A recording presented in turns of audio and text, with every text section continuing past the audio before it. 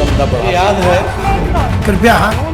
नजूल भूमि बिल बुधवार को विधानसभा से पास हो गया, लेकिन गुरुवार को जैसे ही बिल विधान परिषद में आया, बीजेपी के प्रदेश अध्यक्ष भूपेंद्र चौधरी ने विरोध कर दिया और बिल प्रवर समिति को सुझाव और संशोधन के लिए भेज दिया। सभी सदस्यों ने इसका समर्थन किया है कि ये प्रस्ताव पर और विचार विमर्श हो, व्यापक विचार विमर्श हो और समिति अपना 2 महीने में अपना रिपोर्ट इस पर दे। मेरे लिए सभी पार्टी के कार्यकर्ताओं के लिए गर्व करने वाला विषय है कि हमारी सरकार हमारे एजेंडे पर चल रही है, हम उन्हें पूरा कर रही हैं।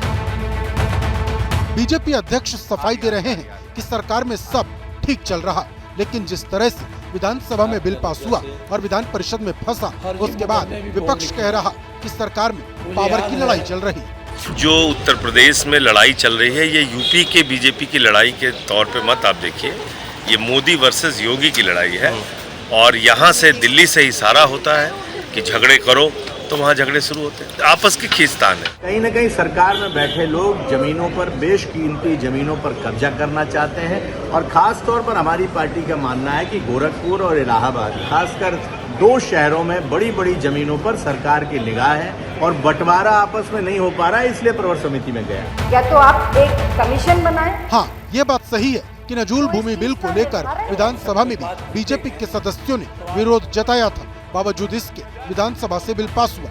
बिल पर सवाल उठाने वालों में बीजेपी के सिद्धार्थनाथ सिंह भी थे। क्या नहीं कहें? विपक्ष जो मांग कर रहा है वो गलत मांग कर रहा है। वो विधेयक का पार्ट ही नहीं था। जो विधेयक का पार्ट था उसमें मैंने कुछ सुझाव दिए थे लीज एक्सटेंशन के, और वो माना गया, उसी दिन मान लिया गया, खन्ना जी ने मान लिया। अब जब विधान परिषद में बिल फंसा है तो बीजेपी के नेता कह रहे हैं कि सुधार और संशोधन होते रहना चाहिए। भाजपा में कभी लड़ाई नहीं होती है, सबसे अनुशासित पार्टी है तो भारतीय जनता पार्टी है।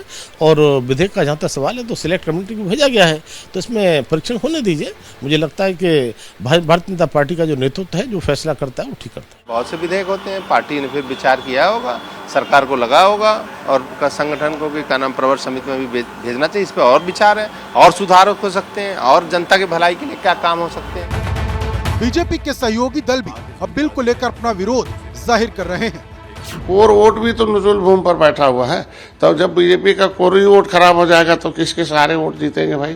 तो ये मेरे कहने का मतलब, इस पर एक बार विचार हो जाना चाहिए और इस पर फिर से ठीक से राय लेनी चाहिए। और कैसे होगा, किसी भी तरीके से किसी को न उजाड़ा जाए, बल्कि जो जमीनें बची कुची हैं उसी पर जो भी काम किया जाए। बहुत से लोगों के मन में सवाल होगा कि नजूल की जमीन होती क्या है, तो आइए इसके बारे में आपको बताते हैं।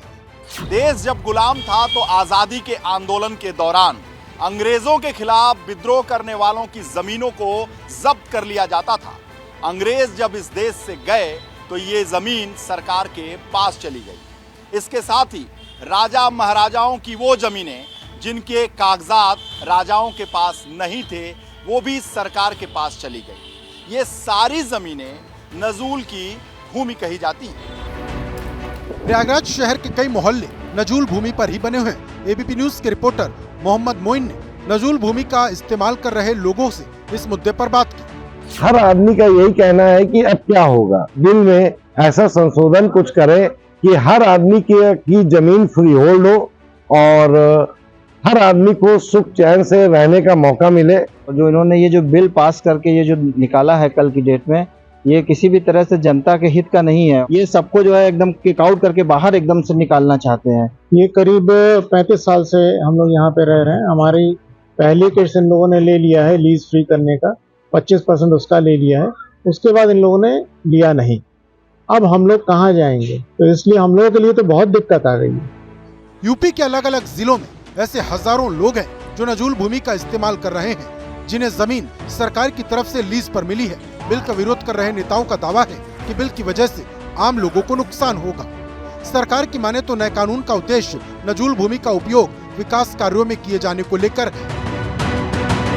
नजूल के बिल के मुताबिक जो नजूल जमीन है उसका मालिकाना हक किसी भी निजी व्यक्ति या फिर संस्था को नहीं मिलेगा और इसके लिए जो पहले से आवेदन किए गए उन आवेदनों को रद्द माना जाएगा। इसके साथ ही फ्री होल्ड के लिए जो रकम जमा की गई है वो रकम ब्याज के साथ में लौटा दी जाएगी। फिलहाल ये बिल प्रवर समिति को सौंप दिया जाएगा।